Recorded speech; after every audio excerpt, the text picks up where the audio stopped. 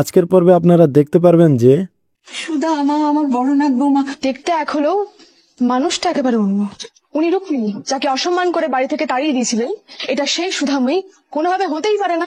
তাহলে নিজের প্রাণের ঝুঁকি নিয়ে তেজ বসু মল্লিককে বাঁচানো হলো কেন?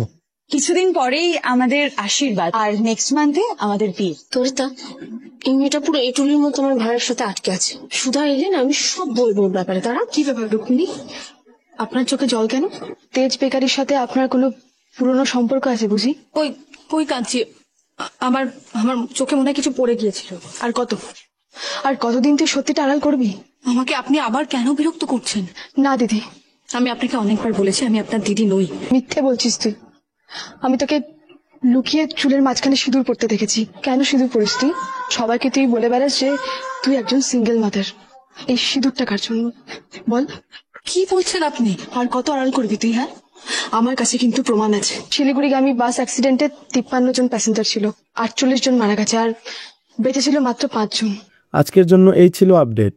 ভিডিওটি ভালো লাগলে এবং পরবর্তী আপডেট পেতে ভিডিওটি লাইক করে চ্যানেলটি অবশ্যই সাবস্ক্রাইব করে দিবেন।